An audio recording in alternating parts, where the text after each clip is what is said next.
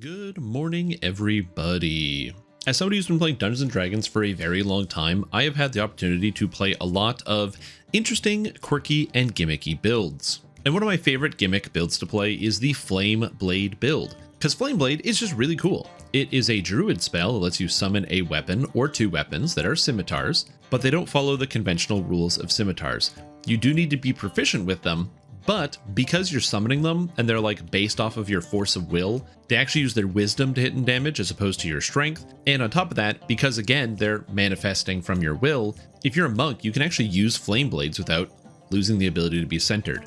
Many years ago in like 2015, I actually did play a build way before even the first monk rework. So not the one that just happened, but like there was an older monk rework and I played a Henshin Mystic Monk, where I wanted to go all in on the fire and use the fire spells, because at that time they also scaled off of fire spell power. So I was like this kind of hybrid fire spell power monk with the flame blades, and it was really horrible. And since that time, I've done many flame blade builds. Flame Blade Ranger, Flame Blade Pure Druid, more Flame Blade Monk. But this time I wanted to try something different, because you see now we have the Dragonlord. Dragonlord lets you bypass fire immunity, or really any elemental immunity, which circumvents one of the major problems with playing a Flame Blade character. You see, Flame Blade's main flaw is that while it's cool, it scales with your level, looks amazing, it deals exclusively fire damage, which means if a monster is immune or resistant to fire, they just take 0 most of the time. Or if a monster heals from fire, it is even worse, because you don't want to be slapping an iron golem with these bad boys. On top of that, the actual feat itself that you have to take to get flame blades to scale with you, which is the past life druid feat, that one only lets you summon flame blades 3 times a day. So if you have to swap out to a regular weapon to try to beat down some fire immune creatures and then resummon your flame blades, you're kind of limited on how many times you can do that. So overall, the build has generally been kind of bad, and Dragonlord comes to the rescue, allowing you to bypass fire immunity in heroics, meaning you can much quicker overcome a lot of these challenges. In the past, it's been a lot of finagling to figure out how you're going to do it. Maybe you take 17 levels of Druid to get the fire immunity bypass. Maybe you want to do it on a pure sorcerer so you can turn into an elemental, then cast a spell to bypass all the fire immunity. Or you just deal with the fact that a lot of monsters are immune to fire and then maybe have like the Shadow Blades from Fate Dark Illusionist as a secondary option. There's a lot of different ways you can go about it, but for me, I was like, no, it's time. Dragonlord must come active and we're going to make this build work.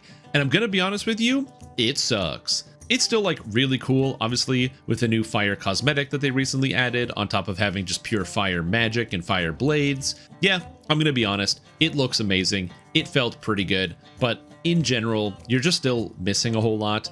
First of all, you kind of have to go 2-weapon fighting, because single weapon fighting is not going to do as good for this type of build. And while in theory, you could actually go like Shader Kai if you wanted, maybe mix in some Ranger to get your scimitars to count as a light weapon.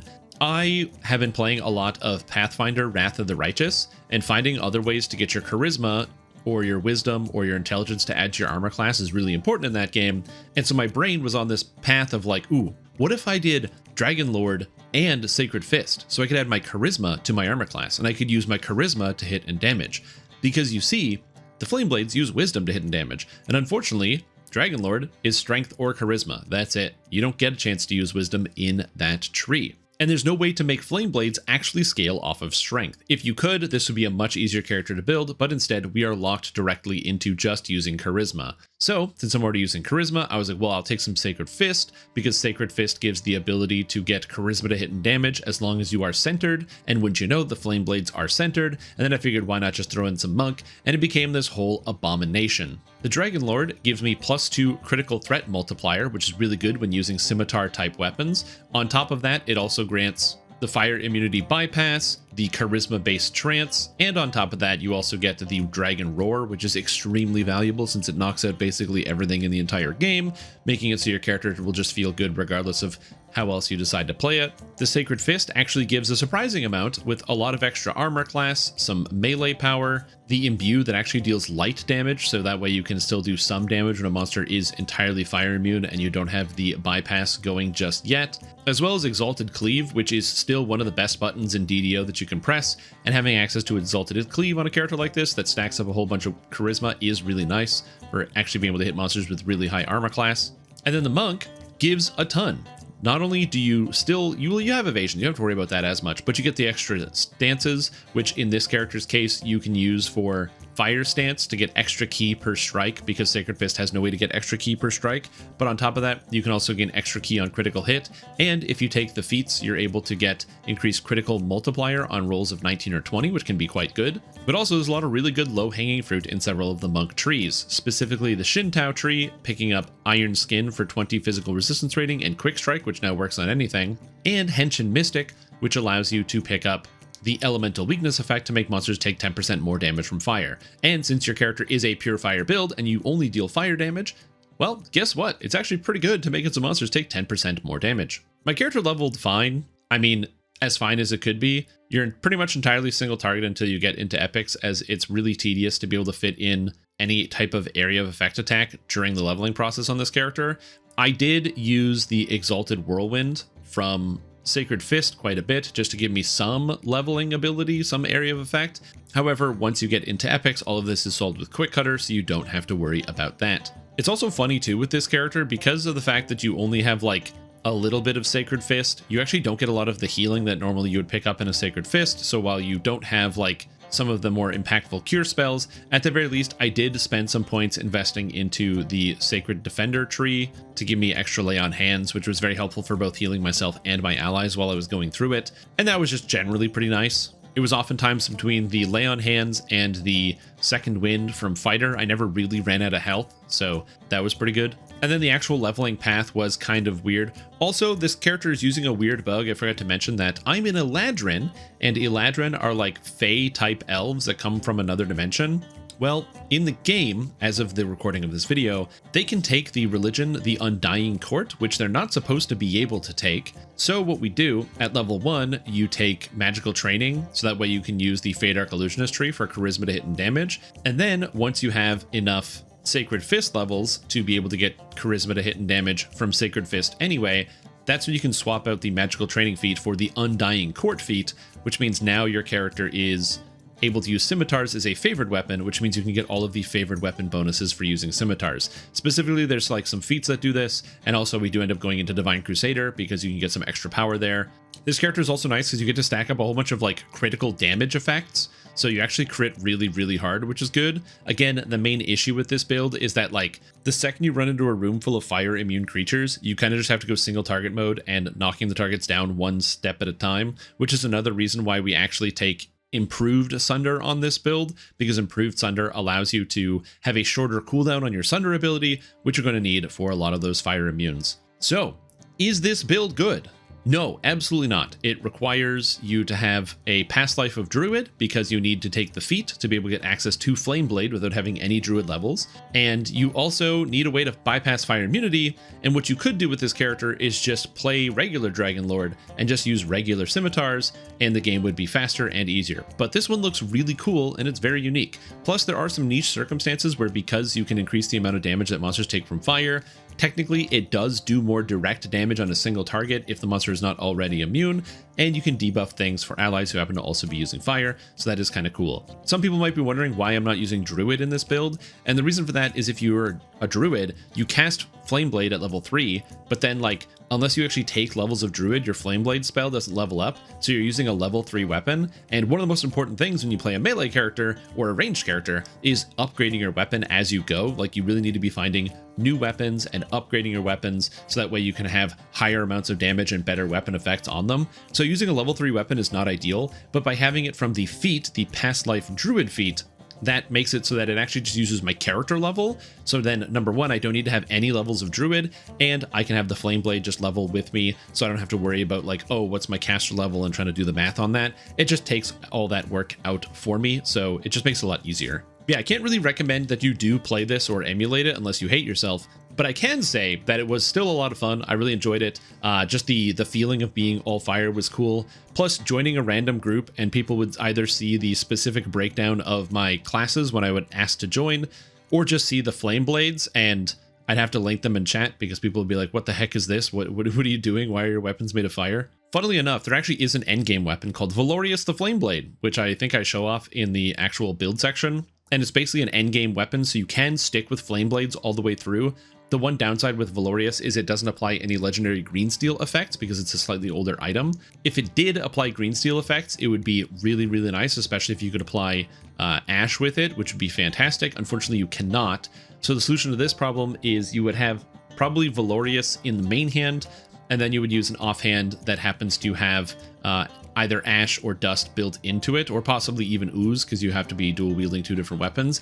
Honestly, it's hard to say, although I guess you wouldn't really be able to remain centered, so maybe you just have to dual wield Valorius, which not ideal, but you know, it is what it is. So you can still do it. It would still be really cool. You just be missing out on some of the other effects. But honestly, just play it like a real raider. Just join a random raid group and just assume other people are going to be debuffing the bosses for you, and don't worry about it and just do your damage. Now I have some other fun experiments to go over, but before I get to that, which will be in the next video, I'm going to pass it over to me with the build.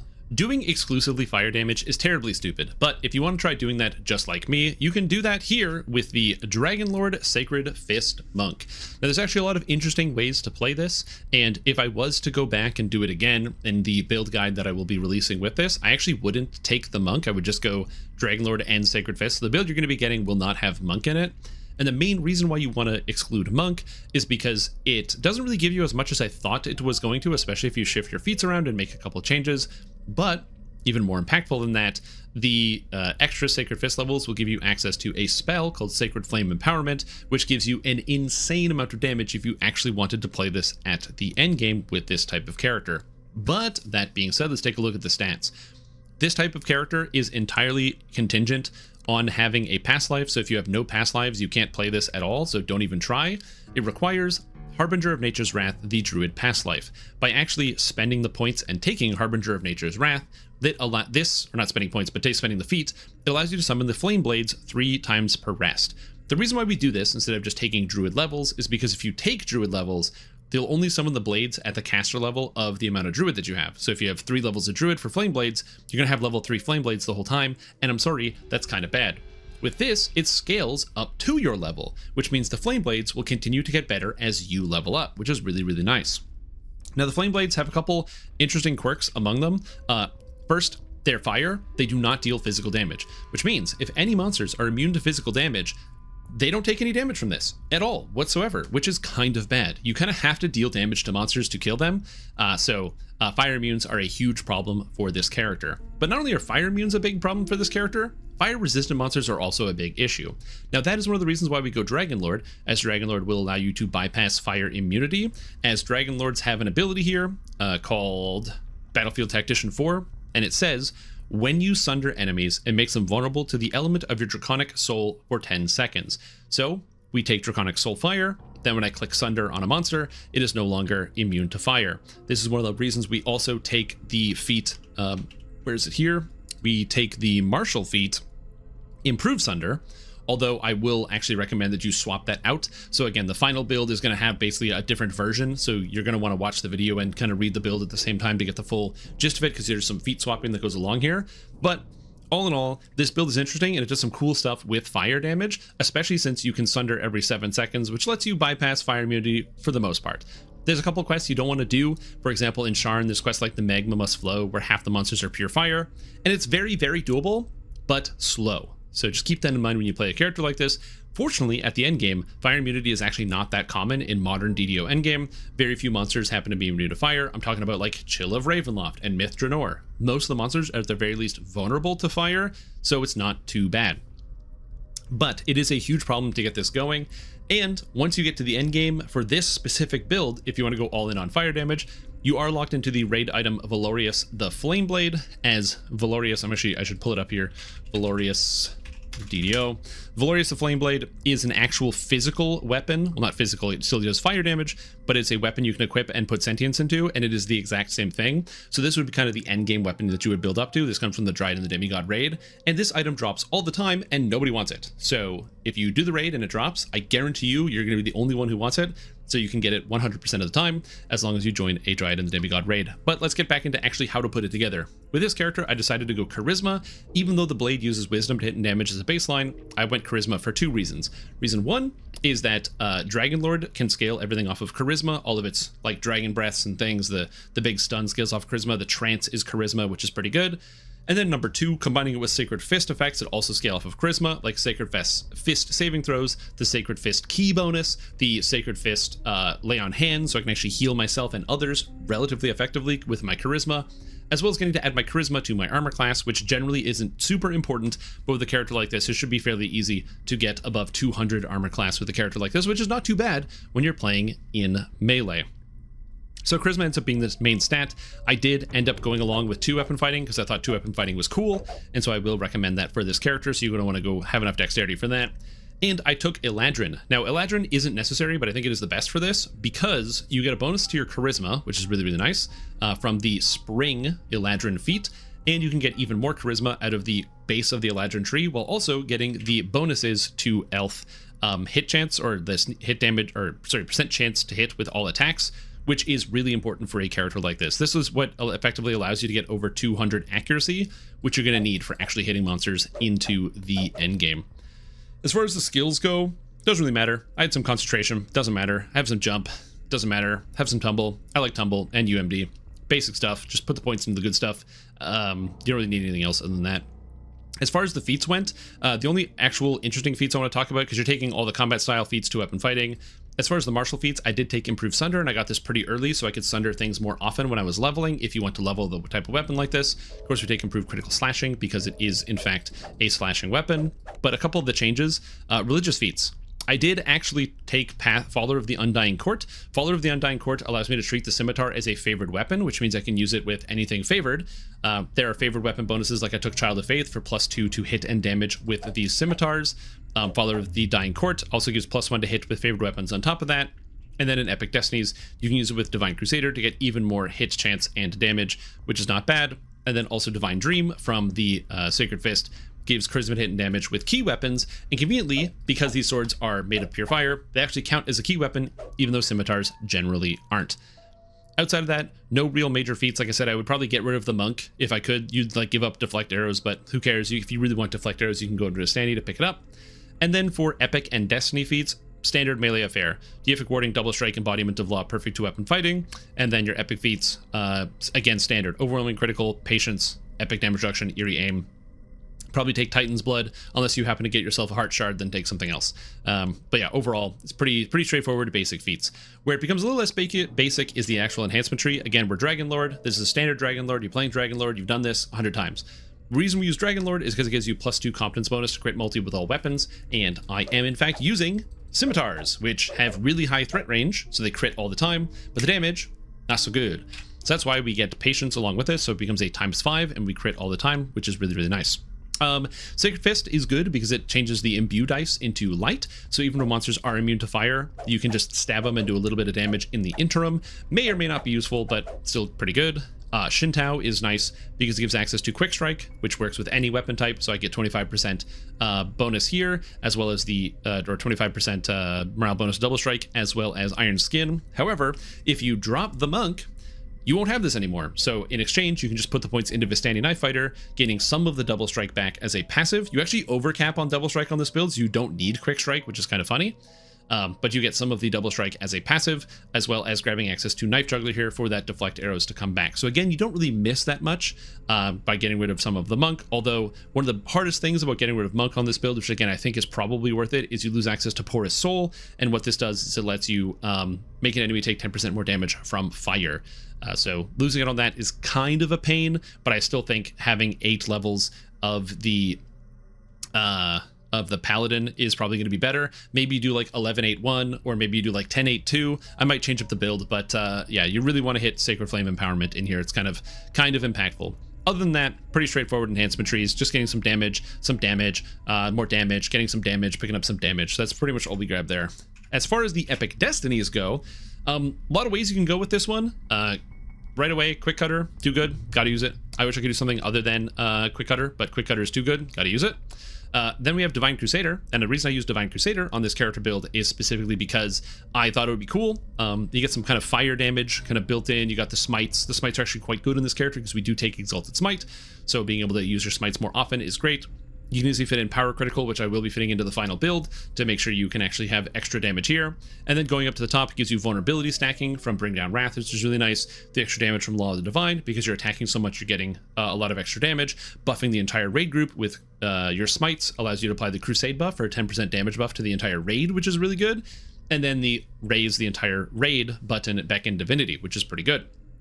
And then, of course, we have Legendary Dreadnought, with Legendary Dreadnought just giving some extra passive stats. I would actually, with this, probably go up. Do I even go to tier 4? No, you wouldn't go to tier 4. You would just go and grab Unparalleled Accuracy here, so 21 points, most in Divine Crusader, and then 11 in Fury of the Wild is where you would pretty much end there. And then you can kind of go around.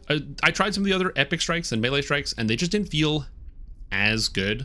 So I'm not sure I super care about the rest of that. So there's some experimenting, but I think that the melee strikes are kind of lackluster compared to Quick Cutter, so you're going to want to use Quick Cutter. I did try out Grandmaster Flowers, and I just found it unsatisfying. So yeah, if the Grandmaster Flowers Epic Strike comes down to like 10 seconds or 8 seconds, consider it, but waiting 15 seconds in between uses, Quick Cutter is just too good other than that.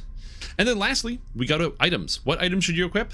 Melee stats. We're talking, you want Deadly, Accuracy, you want Seeker, you want Deception, okay? You want to have your main stat, Charisma, you want, and then, so that's the kind of your main stats, and then you want the defensive stats, Fortification, Resistances to, or bonuses to your saving throws, physical and magical sheltering, kind of the basic stuff, nothing really crazy. The Flame Blades kind of buff themselves as you go, so as long as you keep on, like, items that give you damage, Double Strike, health, more Double Strike, more charisma, dodge chance, get yourself a Bloodstone because it solves all your problems in one. So that would be what I would recommend you do there.